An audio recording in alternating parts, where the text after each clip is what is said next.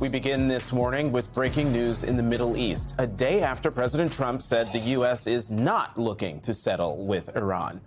Overnight, the Israeli military confirmed that it struck an oil storage facility in Tehran, causing a major explosion and pillars of flames. This morning, Kuwait, Bahrain, the United Arab Emirates, and Saudi Arabia said they are continuing to fight off Iranian drone and missile attacks. The UAE says Iran has fired 16 ballistic missiles and 117 drones in new barrages. Iran's foreign ministry said its defensive operations against U.S. military bases in the region will continue, but the attacks should not be construed as hostility toward neighboring countries. Yesterday, in the United States, President Trump joined grieving families at Dover Air Force Base for the dignified transfer of 6 Americans killed in the war. Here's what he told reporters when asked about the possibility of more American deaths.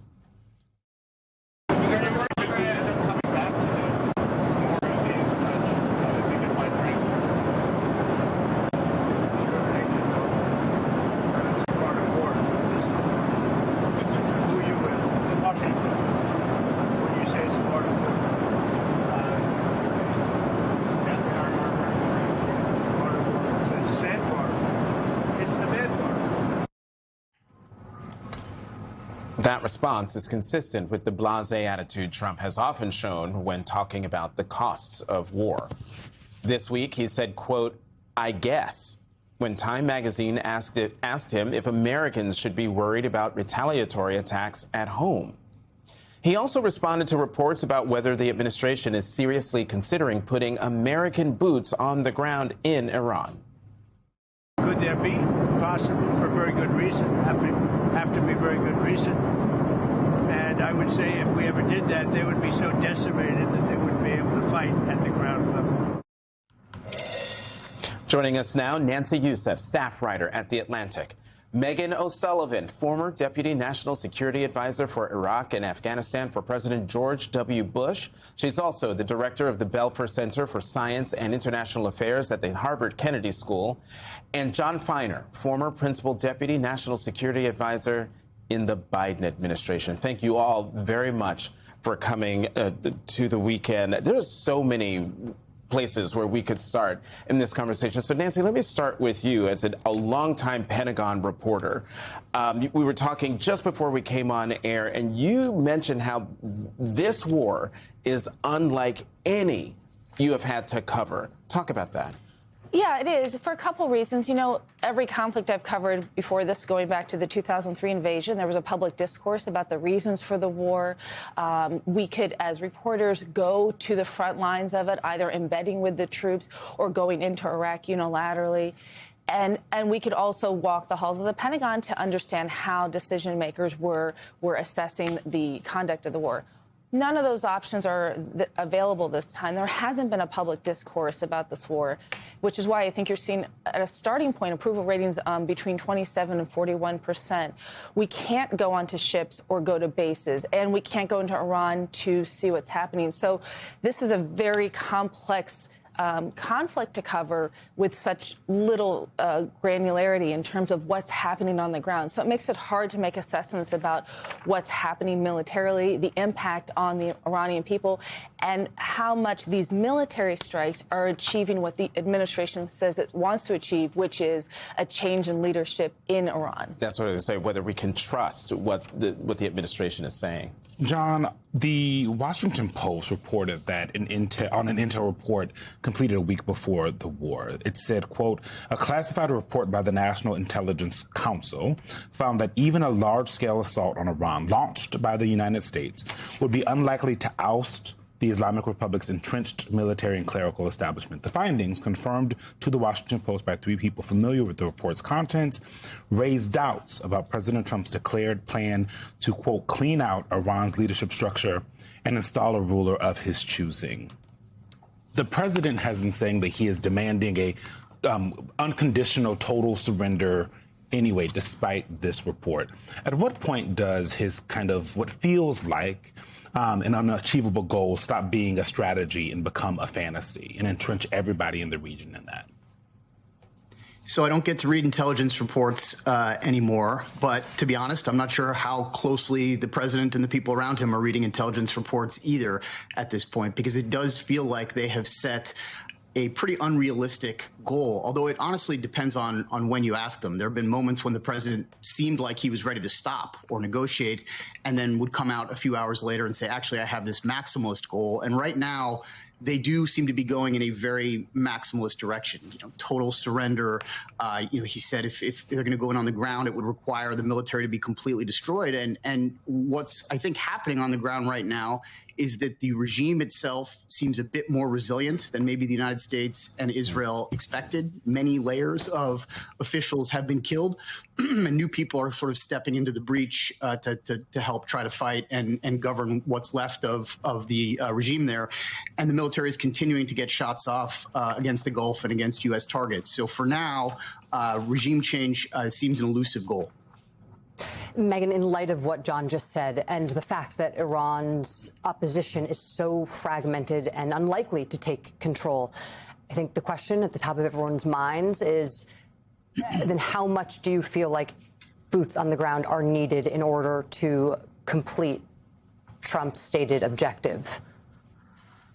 Good morning. Well, there's also the historical record, which suggests that essentially there has not been the ability to displace the regime only using air power. So it is plausible that if the United States and Israel wanted to go all the way to a regime change that was not just another figure representing the Islamic Republic and the same ideology, but an actual ideological shift in the regime, that boots on the ground could be required.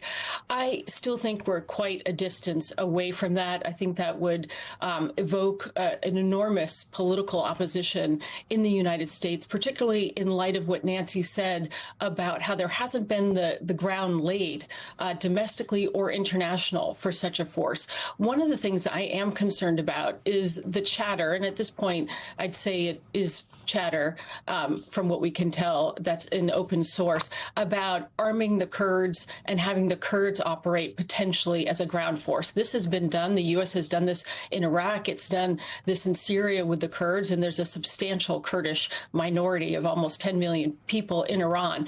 This could signal a very significant escalation and could have all kinds of unintended consequences, including, really increasing the nationalism of the Iranian people, potentially against this intervention, which they're not against probably in large mass now, and also potentially the fracturing of Iran. Let me stick with you, Megyn, because given your experience with the Gulf, with the Iraq War 20 years ago, I'm just wondering if there are any pitfalls that are awaiting the Trump administration that you see, given your vast experience, that you are keeping an eye on, that we should keep an eye on as American citizens, especially given what Nancy was telling us, the difficulty it is reporting on what's happening with Iran. Yes. Good morning, Jonathan. There are many, lessons or pitfalls, as you put it, to watch. There are very significant differences between Iraq in 2003 and Iran today. But some of the things that I think are really relevant as we watch what's unfolding in the Middle East right now is first to remember that the United States in 2003 went in to unseat Saddam, albeit with hundreds of thousands of American forces, but it did not plan an occupation. It was 3 months into the operation before America acknowledged and went with the Brits and decided that they needed to go to the Security Council and have an occupation of Iraq. So the lesson there is that very unanticipated things can happen. We're only 1 week and a day into this war.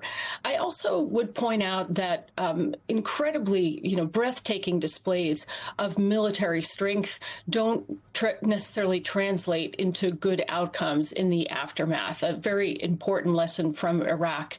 And I would say we also need to remember just the difficulty of building democratic regimes. Iraq is arguably one of the most democratic Arab states in the region now, but that is more than 20 years later, after enormous difficulties and many, many lives lost. And And in Iran, the ground is laid much better. I think Iran has a much deeper history of constitutionalism in its system. It's had much greater agitation over decades for democracy. But I still think, as you point out earlier in the show, there is no democratic opposition ready to take over. So these are just some of the lessons from Iraq, although, as you suggested at the top of the hour, there are many that we could discuss. Nancy, in 2024, it became public, at least to all of us, that the Iranian Supreme Leader ordered a hit on Donald Trump. Netanyahu used that fact when he was talking to Trump about helping in this attack, this war. The American people, I think, deserve a straight answer, right? Like, is this, from your reporting, is this a war that President Trump is taking on because of national security or freeing the people of Iran, or is it personal to him? It's such a great question because Iran has bedeviled every president since Jimmy Carter, and yet none have decided to go in militarily. So what's changed? On Israel's side, I think after Gaza, there was a calculation that they are willing to take bigger risks to bring stability to their country. And for Donald Trump, he is someone who is willing to do it, I think, in part because what we've seen is his sort of high stakes, willing to take gambles and risks when it comes to both domestic and foreign policy. He's made reference to the fact that he thinks this will be part of his legacy, that he was able to do what previous presidents were not. And we've heard reference to the fact that there were assassination attempts. So you are getting at a key thing and how much the personality of the person in the White House right now is driving the decision to intervene militarily in Iran in a way that we haven't seen from past presidents.